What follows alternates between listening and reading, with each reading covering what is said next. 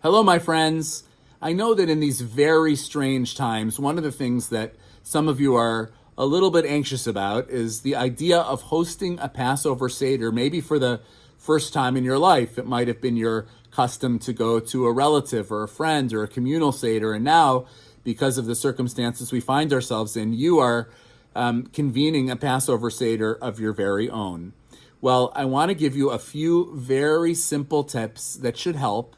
I promise you it's not as hard as your bubby made it seem. I just want you to take a deep breath, follow along, believe in yourself. You got this, and I'm here to help if you have any follow-up questions.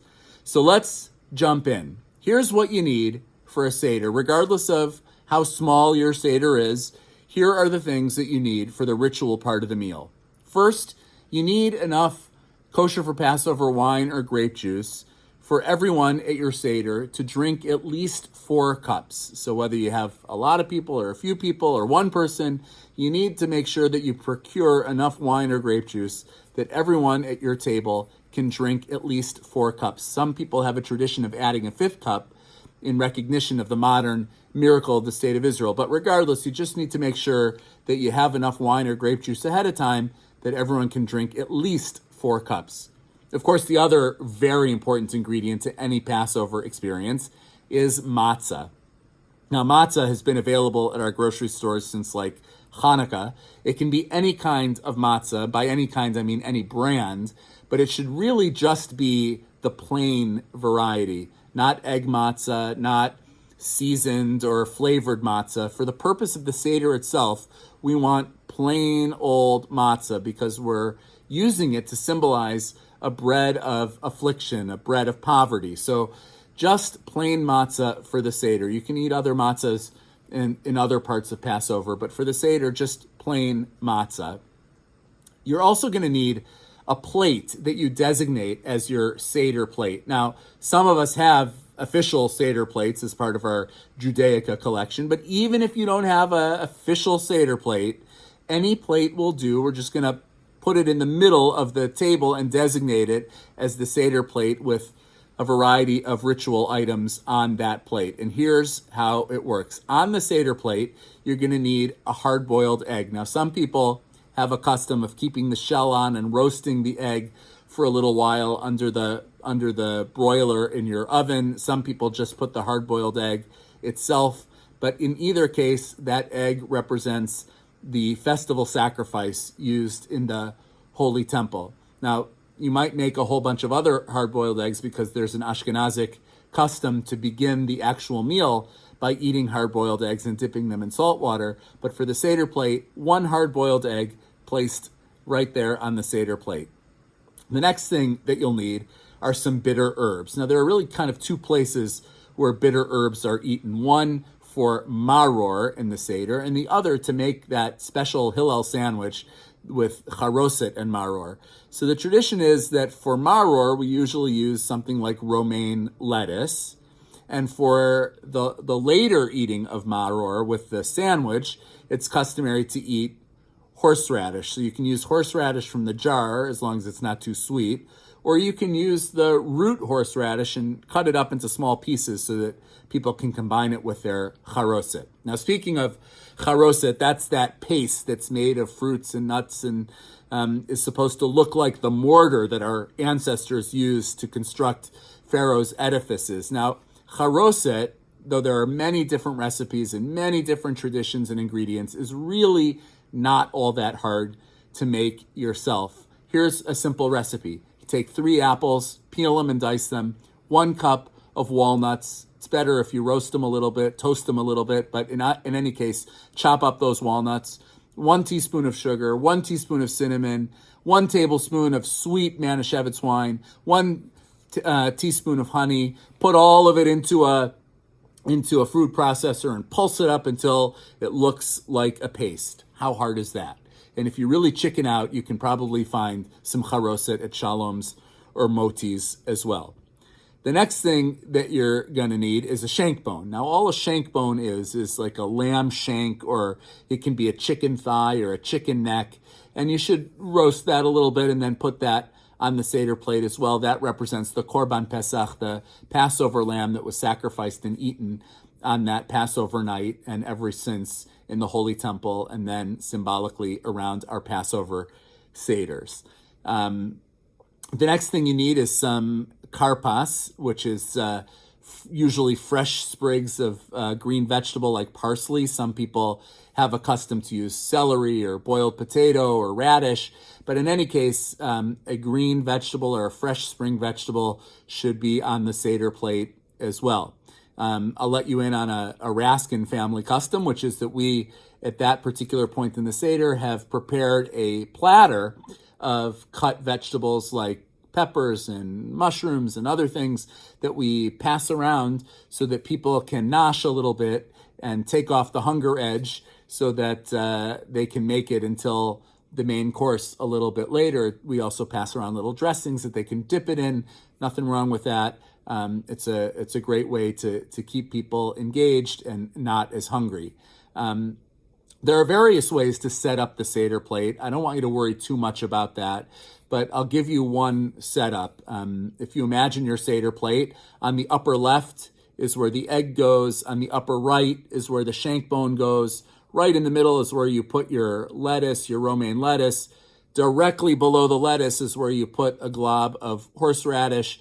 Just to the left, in the lower left, is where you put your karpas, your parsley, and in the lower right, a blob of horseradish, of charoset. So upper left egg, upper right shank bone, lower left karpas, lower right charoset. In the middle is the lettuce, and just below the lettuce, the horseradish. But again, don't worry so much about placement. It's not the most critical thing in the world as long as you have those required ingredients. So a few other things that you'll need for your Passover Seder: a basin or a bowl to pass around with a cup and a towel for hand washing. That's an important part of the Seder. You're going to need a bowl of salt water because we're going to dip the greens in salt water. It's important to have some candles, just like Shabbat candles, that you light at the very beginning of the holiday with the blessings Lahadlik Ner, Shel Yom Tov, and Shehechianu. Light those in the same manner that you light Shabbat candles and candlesticks. And then, of course, you're going to need a Haggadah, more like enough Haggadot for whoever's going to be at your table. There are a million versions of Haggadot on the market. You can get them on Amazon. You can get them in Barnes & Noble if they're still open. You can download them from the internet. If you're really desperate, call me and I'll provide some for you. But in any case, you need some kind of Haggadah to guide you through the meal. And this is why the Seder really isn't as hard as it seems, because the Haggadah is your roadmap through the Seder. Seder means order, and the Haggadah is your Waze, your Google map, your triptych through the Seder. All you have to do is follow the instructions on each page. Now, I know that every family does certain parts and probably skips other parts or emphasizes some elements of the Haggadah more than others. That's fine. But follow the general flow and eat the important ritual foods at their specific times. Drink the 4 cups of wine when you are supposed to drink the 4 cups of wine. And most importantly, do some storytelling, right? Whether it's reading from the Haggadah or amplifying with your own creativity, do some storytelling and conversation about the journey from slavery to freedom. Talk about it in terms of the Exodus and also talk about it in terms of today.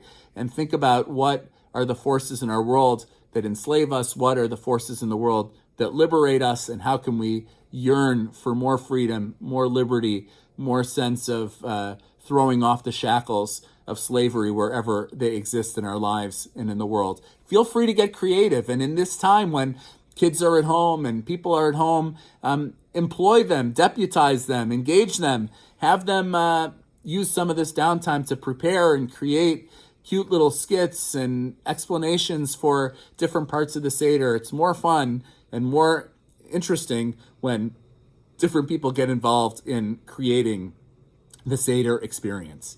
Now, for the meal itself, I know that seems like one of those other tremendously large tasks in hosting a Passover Seder. There's no mitzvah that you have to eat brisket or that you have to eat chicken soup, although those are wonderful family customs and traditions.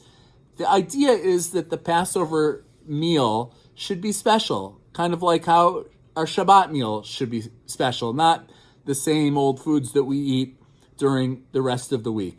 So, of course, the food that you serve at the Passover meal should be leaven-free. It should be as kosher for Passover as possible. If you have any questions about what is kosher for Passover, even about specific ingredients, please call me anytime on my cell phone, 240-687-7218. If you have a question, I'm here to help. But the idea of the meal itself, of Shulchan Orech, of that festive meal, is that the food just be a little better than usual, a little more festive than usual, a little bit more elaborate than usual.